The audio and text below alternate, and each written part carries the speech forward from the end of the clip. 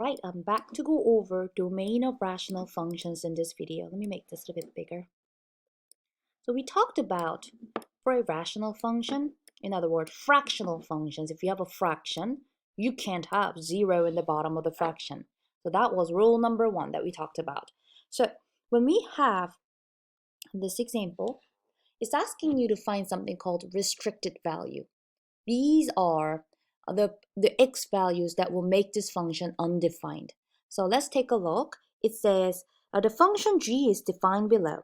It's a ratio, right? It's a ratio. It's a fraction function. I want you to add that rule that denominator cannot be equal to 0. Okay, the bottom of the fraction should never be equal to 0.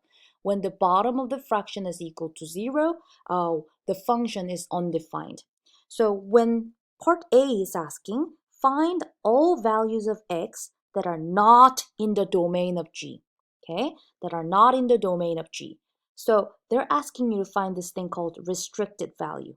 To find these restricted value, find what makes the bottom 0. Okay, so what you will do is you will set this denominator equal to 0. Say that x squared minus 25 equal to 0. Whatever that makes this true are going to be the restricted values that are not in the domain. Okay, that are not in the domain. So I can factor this using difference of squares.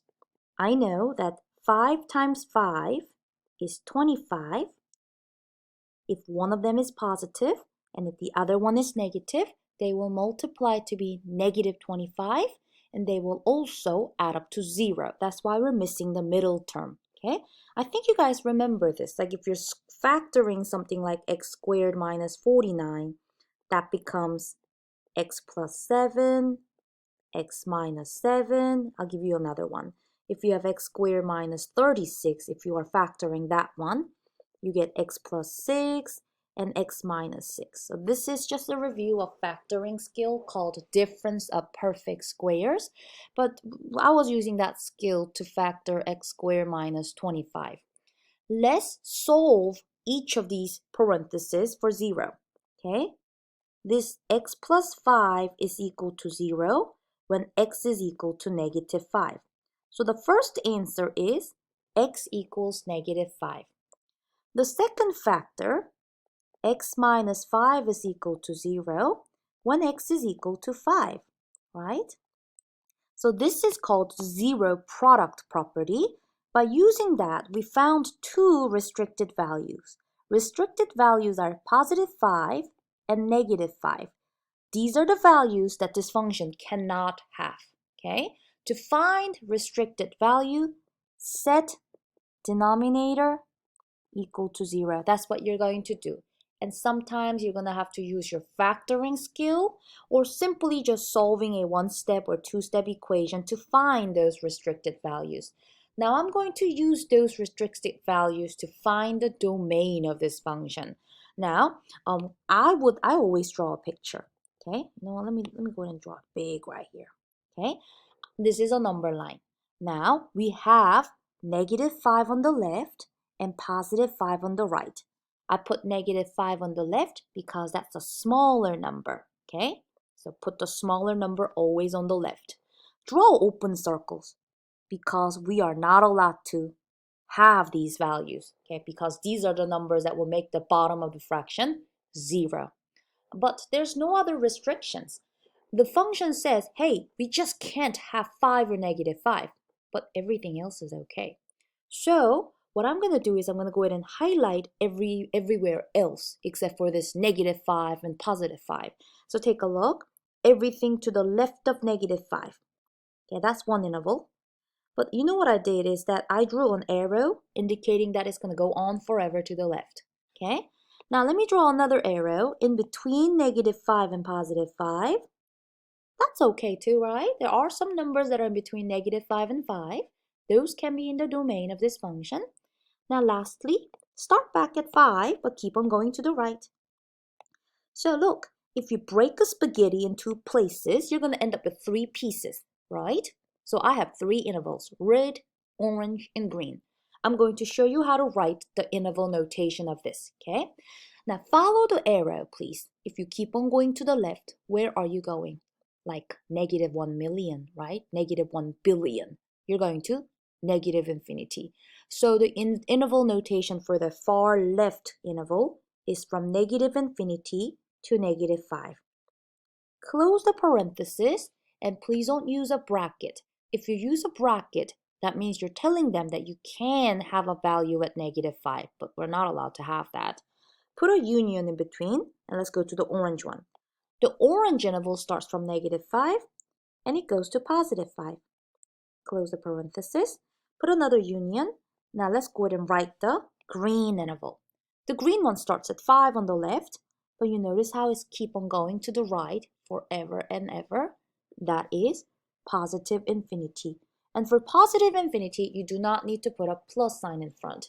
But this is how you find the domain of a rational function. You start by finding the restricted values, and I like to draw a graph, okay? I indicate these are the open circles, and I mark everywhere else and just try to read the intervals from it, okay? Let's practice another one. Let's try another one, okay? So for example 2, the function g is defined below. I have a rational function, and the first thing they're asking you to find is find the restricted values. Okay, restricted values are the x values that makes the bottom of the fraction 0. So set the denominator equal to 0 if you ever want to find these restricted values. I'll highlight the denominator. That's what we set. We don't really care about the top of the fraction, right? X squared minus 2x minus 15 equals 0. Now let's factor this. What times what gives you negative 15? What times what is negative 15? 5 times 3, right?